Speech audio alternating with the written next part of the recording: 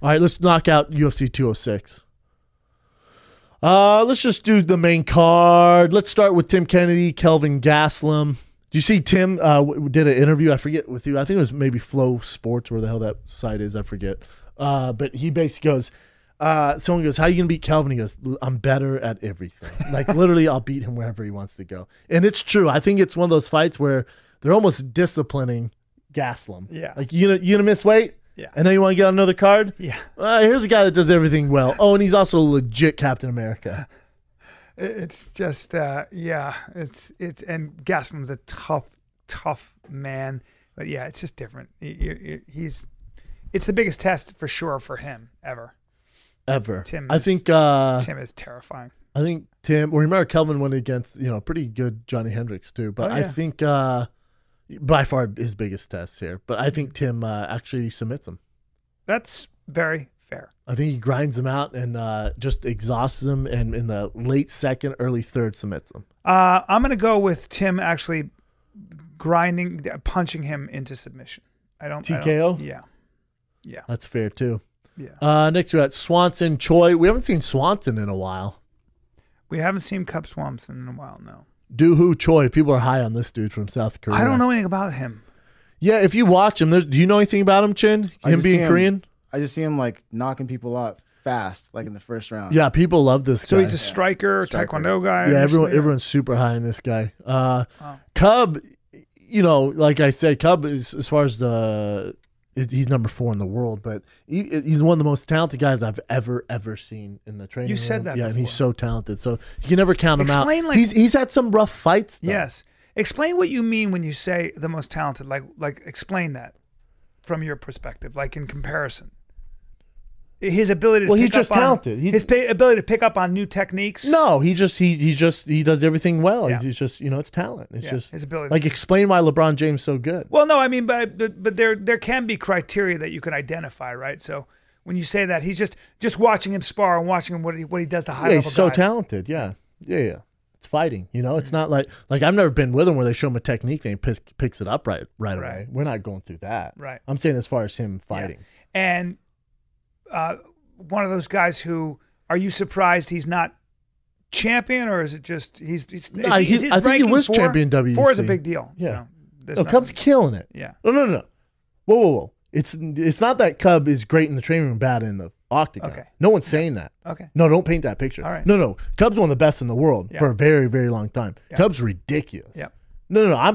He's had some tough fights. Frankie Edgar. Well, no, Cub's 23-7. He's ranked number 4 in the world. He was ranked number 1. Mm-hmm.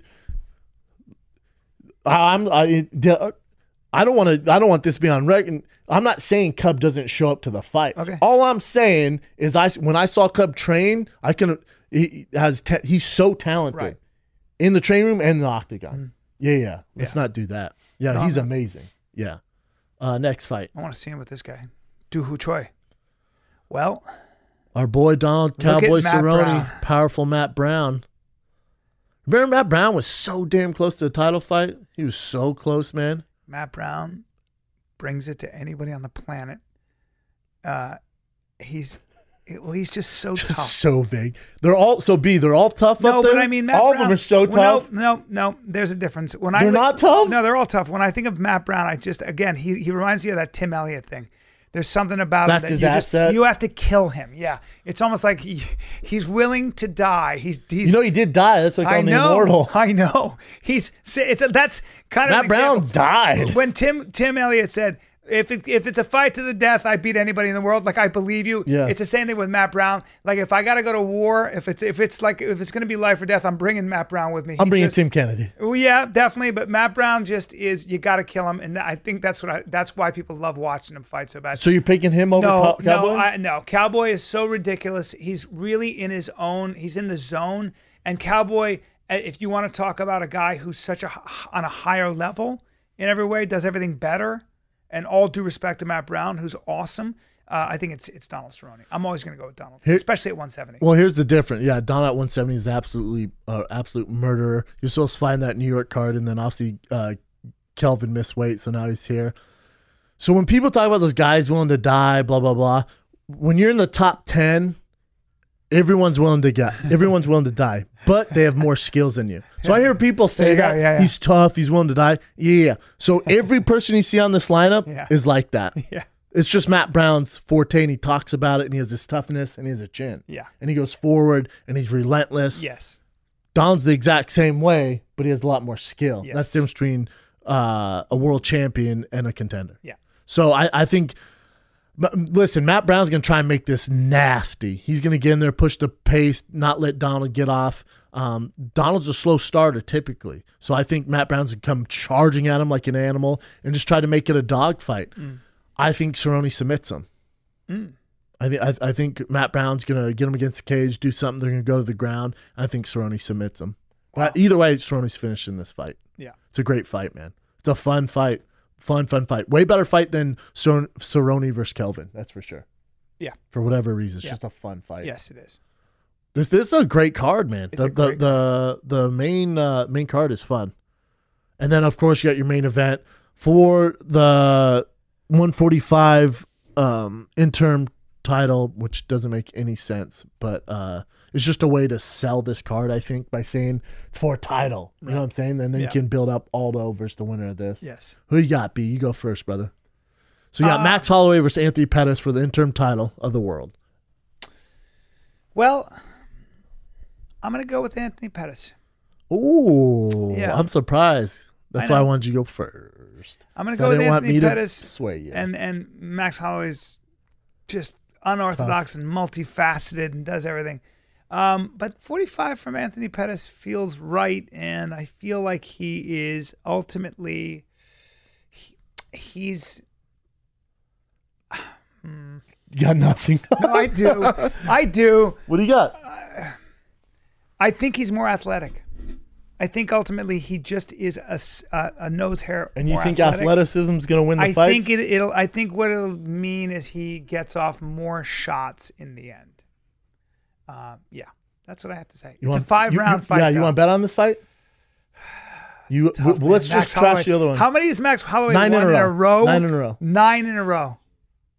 Yeah. Don't go back. There's no going back Tony now. Ferguson thing. Oh man. Do you want to bet? Yeah. I'm gonna take that bet. What's the bet? Well, you're in Fort Lauderdale on Saturday, so I'd say I am dinner in Fort Saturday. Lauderdale. Oh, I'm in Austin Saturday night. Fort Lauderdale is Thursday, Friday, Saturday. Everybody, come out to the Improv. I don't know. I'm kind of done betting you because you never paid me for the last time. We do dinner or What something. can we do? Kind of lame. We Dinner do at Bianconi. Yeah. Although our friend owns it, so we should get a deal. It's lame, isn't it? It doesn't matter. Dinner at Bianconi. Okay. Shit. That's lame. Listen, I love Anthony Pettis. He's one of my favorite people in the world. Max Holloway's won 9 in a row. It's just his time. Look at the guys he's beat. Pettis at 45. It's not his weight class. It's not good for him. He's originally a 55er. Cutting that weight is a nightmare for him. And then you got to fight Max Holloway for 5 rounds. After that third round, beginning of the middle of that third round, that's when the pace is going to set in. That weight cut's going to wear and tear on Anthony Pettis. I think it's a coming out party for Max Holloway. He's been waiting for this, especially as a main event on a main card. Max Holloway, I don't see it being much of a fight either. Wow. I think Max Holloway's such an animal. Look at the 9 guys he's beat in a row. Yeah. It's ridiculous. Yeah, I know. And Anthony Pettis at 45, it's not his weight class. It's Anthony Pettis at 45, it's not. And that weight cut without the use of IVs, you can't really hydrate. It really gets to you. Charles Oliveira, I mean, that wasn't a great fight for him. Yeah. He won by submission, but he did not look great. And I want Pettis to win. I want Pettis to be the superstar that he is. He's the guy in the Wheaties box. He's one of the best. You're just making it educated. You're looking at the data. You're being responsive to the data. Yeah, but for this fight, it's a rough fight for Anthony Pettis.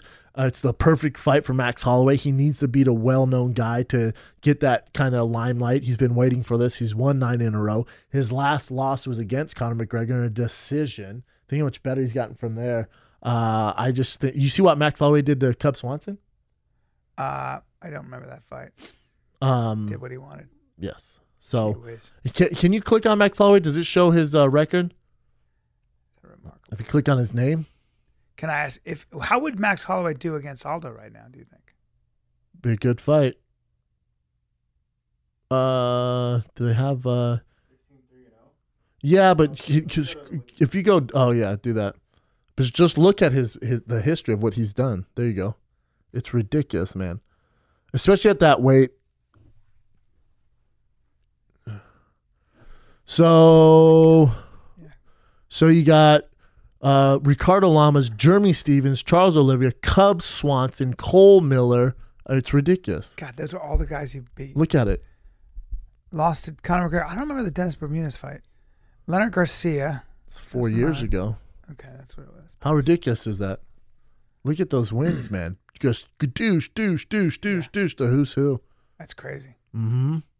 And now here's his breakout fight. I just don't think he would squander this opportunity when it means so much to him. And Pettis has kind of been there. Whenever you see a guy at his level and he's had the belt, he's been on the Wheatie box, and they see him drop a weight, you know what I'm saying? Yeah. It's usually like he's had his time, man. It was a great fucking career. He's one of my favorite people in the world. But how old is Anthony Pettis? I don't know. But again, he's 29. Yeah, he's had his time. Young. And his brother's fighting, and you know he comes from one of the best camps in the world. But you know it's a little rough there, man. So he beat Charles Oliveira, and then lost to Barboza, lost to Eddie Alvarez, lost to Dos Anjos. But before that, look at that tier. Those were the days, man. Yep. That's a fun card, though. Do you think that fire thing that happened to him is gonna affect him at all? You know his cars got set on fire. I don't think so. I mean, it might mess with you. Maybe he might have an idea who did it. I haven't heard anything on that, but I don't think so. I think he's more focused on Max Holloway. He better be.